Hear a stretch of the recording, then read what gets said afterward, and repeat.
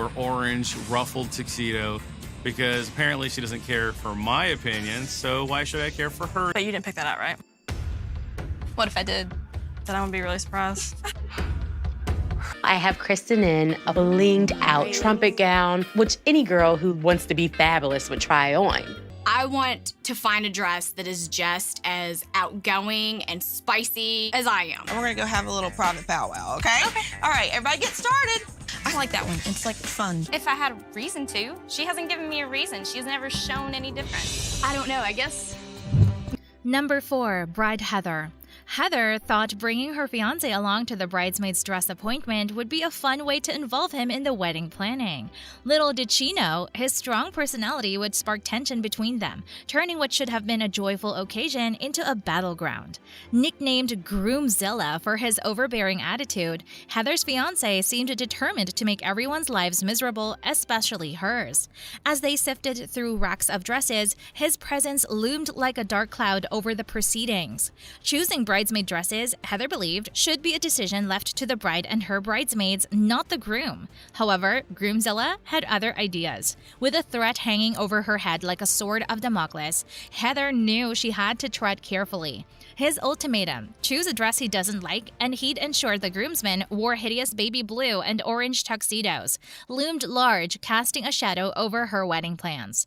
The theme of their wedding, Tuscan Italian and classy, a black tier affair, clashed with Groomzilla's vision of exposed and risque dresses. While Heather aimed for a look that was classy and conservative, her fiancé advocated for something more revealing, arguing that they shouldn't resemble nuns. With opinions flying left and right, the dress appointment quickly spiraled into chaos. Who's my bride? That's me. My name is Heather Dunn. I am 24. I am from Fort Benning, Georgia. Jason has a very strong personality.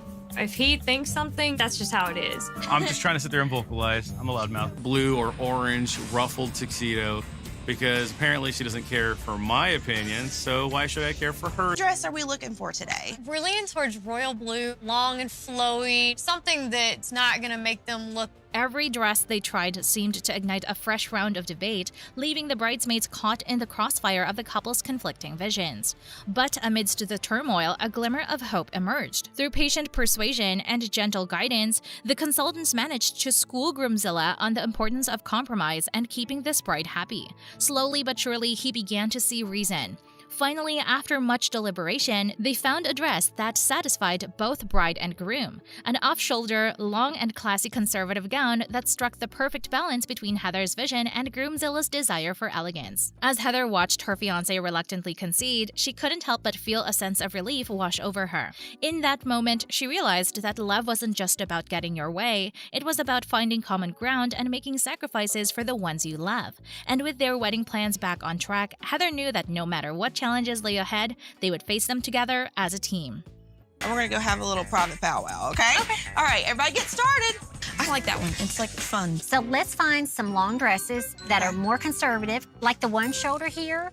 And Erica, my sister, Allison, Kim, my mother, Alex, my soon-to-be brother-in-law. Yeah, that's a no-go. That's exactly what I don't want. I don't want them looking around like nuns. I don't know what kind of nun would wear A that. fashionable one. Number 3, Bride Cassie. Cassie's bridal appointment was supposed to be a joyful occasion, a chance for her closest friends to come together and help her find the perfect dress. But instead, it turned into a battlefield, with her best friends Danielle and Hannah at the center of the conflict. Hannah, Cassie's friend since freshman year of high school, harbored a deep-seated jealousy towards Danielle, whom Cassie had met later in life. Her resentment manifested in snootiness and rude behavior, exacerbated by a regrettable tweet aimed at Danielle when they first met. In response, Danielle retaliated with her own brand of hostility, and their relationship spiraled into a bitter rivalry.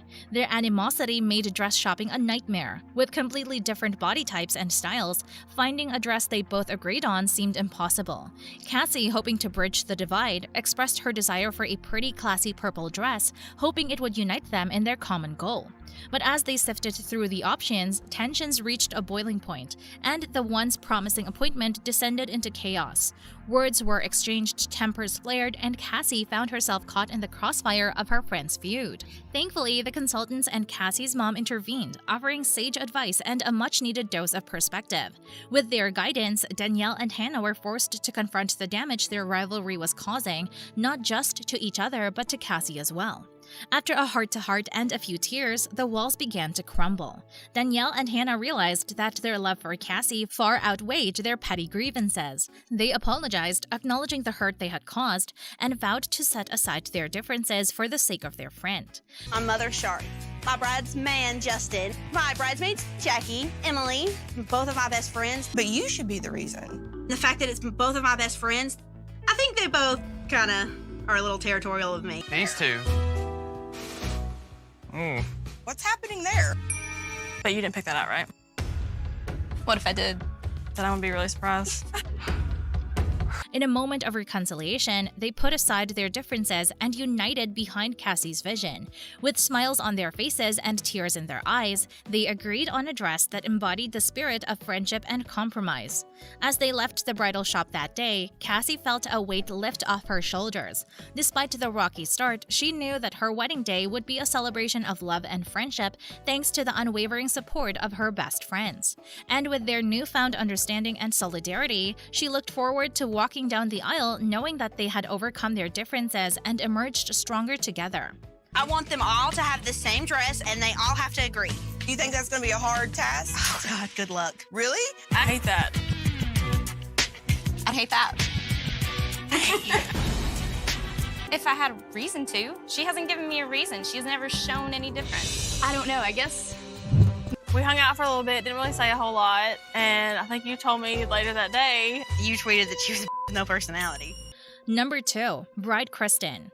Prepare your tissues because we're diving into an emotional roller coaster filled with love, family bonds, and the quest for the perfect wedding gown. Meet Kristen, a radiant bride-to-be, accompanied by her remarkable mother, who has been her rock through life's ups and downs. As Kristen steps into the bridal boutique, all eyes are on her entourage, but it's her mother who shines brightest. Since her father's passing, Kristen's mom has taken on the roles of both parents with remarkable grace and resilience.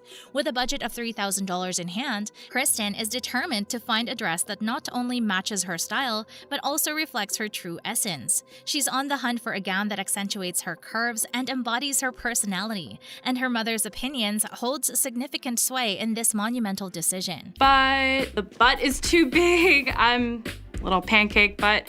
So a lot of the clothes, they assume you're... Opinions are very important when it comes to picking their child's wedding gown. Like Mom wanted me to look like the bride from Coming to America. I have Kristen in a blinged out trumpet gown, which any girl who wants to be fabulous would try on. What is your budget? $3,000. Well, if you can find a lot to play with in the $3,000 range. Were there a particular style that you were interested in?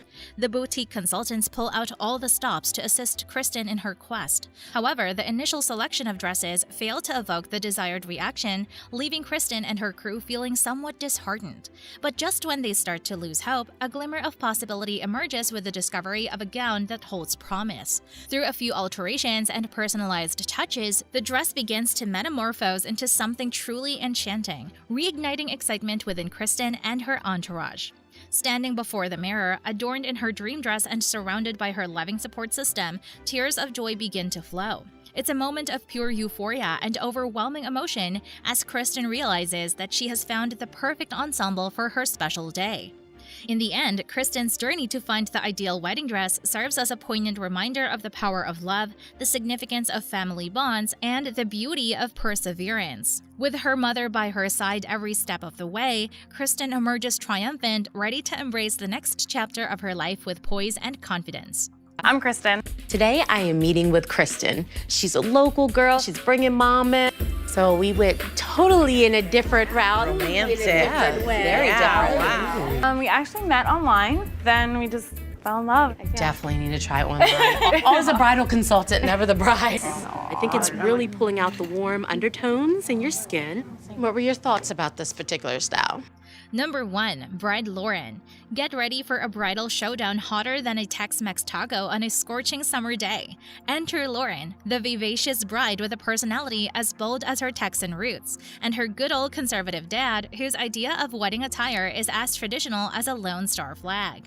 Lauren's vibrant and outgoing nature sets her apart, but when it comes to choosing her wedding dress, she finds herself at odds with her dad's more traditional tastes. While Lauren is all about standing out and embracing her unique style, her dad favors the tried and true classics of purity and tradition, especially when it comes to the color white. With a budget of $4,000 and emotions running high, Lauren embarks on a quest to find a dress that will satisfy both her desire for individuality and her dad's preference for tradition. The first contender is her dad's pick, a classic white gown that falls flat with Lauren and her entourage. Try pleasing a daddy. The dad still sees the daughter as a little girl. Southern men are extremely traditional. Whatever she says goes, right? Well, you know, I'm here to try to keep things as conservative as possible. Here's a yes for me. This is a no-go. Next. I want to find a dress that is just as outgoing and spicy as I am. The paddles are so that everybody doesn't talk at once. Yes or no, and that's it. Drawing stifled giggles instead of applause. Undeterred, Lauren takes another plunge into the dressing room and emerges in a gown that perfectly embodies her vibrant spirit. A light pink masterpiece with layers of tulle and a sweetheart neckline that leaves her breathless. It's daring, it's different, and it's everything she's ever dreamed of. The reactions from her family are mixed, with cheers and applause from some and a firm no from her dad, who remains steadfast in his belief in the sanctity of white. But with the support of the consultants, Lauren is transformed into a vision of beauty with the addition of a veil and some finishing touches. In the end, even her dad can't resist the radiant happiness shining from his daughter's eyes.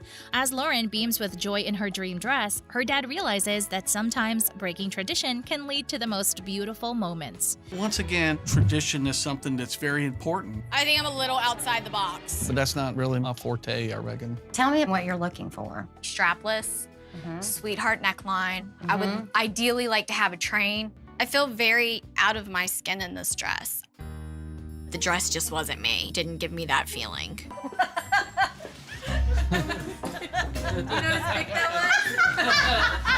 That's all for this video, folks. See you next time.